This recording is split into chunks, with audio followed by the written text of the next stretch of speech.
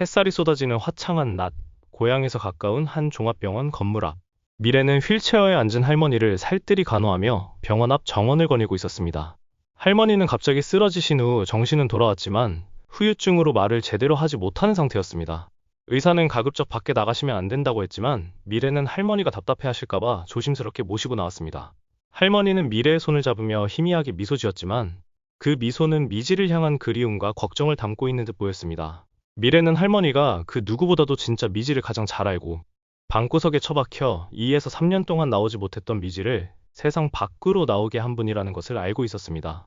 그녀의 옆에는 세진이 따뜻한 시선으로 그 모습을 지켜보고 있었습니다. 세진은 아직 미래와 미지의 역할 교환 사실을 모르고 있었습니다. 미래는 어제 세진에게 자신의 진짜 정체를 고백하지 않았기에 세진은 여전히 그녀를 유미지로 알고 있었습니다. 바로 그때 병원 건물 현관에서 두 남녀가 걸어 나왔습니다. 한 명은 호수였습니다. 그리고 그의 옆에는 미지가 서 있었습니다. 호수는 오랜만에 할머니를 찾아뵙기 위해 미지와 함께 병원을 찾은 참이었습니다. 두 쌍둥이와 그들의 비밀을 아는 호수, 그리고 비밀을 모르는 세진은 예상치 못한 장소에서 우연히 마주쳤습니다. 네 사람의 눈빛 속에 묘한 긴장감과 안도감이 교차했습니다. 미래는 세진과 함께 미지와 호수를 향해 다가갔습니다. 언니, 호수야. 미지의 목소리에는 반가움이 묻어났습니다. 호수 또한 미지를 보며 환하게 웃었습니다. 미래는 세진에게 시선을 주었습니다. 세진 씨, 이쪽은 제 동생 미지예요. 그리고 미지, 여기는 세진 씨. 제가 딸기밭에서 일할 때 사장님이셨어요. 세진은 미지를 향해 고개를 끄덕였습니다. 서울, 안녕하세요, 유미지 씨. 미지 또한 세진을 바라보았습니다. 안녕하세요, 그쪽 분이 딸기밭 사장님. 미래는 호수에게 할머니의 상태를 설명했습니다.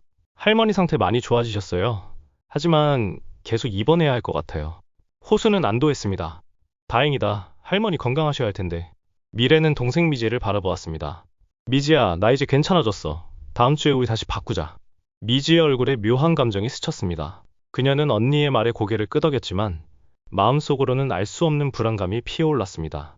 언니를 위해 이곳에서의 생활을 더 연장해야 한다는 직감이 들었습니다. 미지와 호수, 그리고 미래는 세진과 헤어진 후 병원 카페에 마주 앉았습니다. 미래는 조심스럽게 미지에게 물었습니다. 미지야, 회사 생활은 괜찮았어? 뭐 이상한 건 맞거나 나대거나 한 건 아니지? 미지의 얼굴에 당황한 기색이 스쳤습니다. 그녀는 미래의 날카로운 질문에 얼렁뚱땅 넘어가려 했습니다. 에이 언니, 내가 뭘 나대? 그냥 시키는 대로 조용히 있었지. 미지는 손사래를 쳤습니다.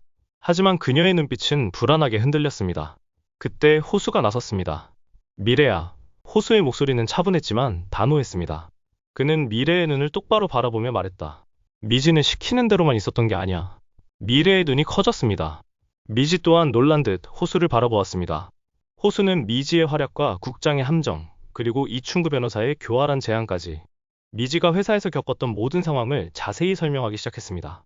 미래는 호수의 이야기를 듣는 내내 충격과 경악을 금치 못했습니다. 미지가 자신의 지시를 어기고 그렇게 치열한 싸움을 해왔다니. 이야기를 들은 미래는 미지를 향해 눈을 가늘게 떴습니다.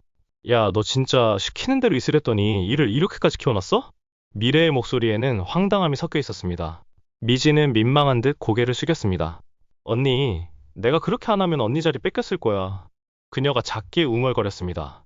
미래는 한숨을 쉬었지만 이내 미지의 어깨를 잡았습니다. 고생 많았어, 미지야. 고마워. 그녀의 눈빛 속에는 동생에 대한 미안함과 함께 깊은 감사가 담겨 있었습니다. 미지는 언니의 따뜻한 말에 울컥했습니다. 호수는 그런 미래의 복잡한 감정을 읽어냈습니다. 그는 미래의 어깨를 조용히 두드렸습니다. 미래야, 미지가 이렇게 잘 해냈으니 이제 걱정하지 마. 회사 일은 당분간 잊고 좀 더 기분 전환을 하는 게 좋을 것 같아. 그의 말은 미래에게 깊은 위로이자 동시에 회피할 수 있는 달콤한 유혹처럼 들렸습니다. 미래는 호수의 제안에 솔깃했습니다. 그녀는 아직 그 지옥 같은 서울 회사 생활로 돌아갈 준비가 되지 않았습니다. 호수의 말은 그녀에게 당분간은 지금처럼 고향에서 쉬어도 된다는 명분을 주었습니다. 며칠 후 사무실의 긴장된 공기 속에서 미지는 숨을 고르고 있었습니다. 언니 미래가 도망치듯 회사를 뛰쳐나온 이유가 바로 이 압박 때문이라는 것을 그녀는 누구보다 잘 알고 있었습니다. 진짜 미래는 이곳에서 아무 일도 맡지 못하고 유령처럼, 투명인간처럼 지냈습니다. 언니는 미지에게도 아무것도 하지 말고 그저 유령처럼 지내라고 신신당부했었습니다. 하지만 미지는 의도치 않게 거대한 함정에 빠져들었습니다. 매우 교활한 국장은 로사 할머니의 부지 매입 프로젝트를 일부러 유미래에게 떠넘겼습니다. 그것은 미지를 공경에 빠뜨려 인사고과에 치명타를 입히고 궁지로 몰아넣기 위한 교묘한 계략이었습니다. 국장은 미지가 이 난항 프로젝트를 맡게 되면 실패할 것이고 그 실패의 책임을 물어 그녀를 처리할 수 있다고 판단했던 것입니다. 그러나 미지는 언니의 지시를 어기고 프로젝트를 떠안았습니다. 그 결과 그녀를 향한 국장과 팀장의 압박이 시작되었습니다. 그들은 미지가 감히 나서서 일을 벌였을 뿐 아니라 성과까지 낸 것에 대한 불쾌함을 숨기지 않았습니다.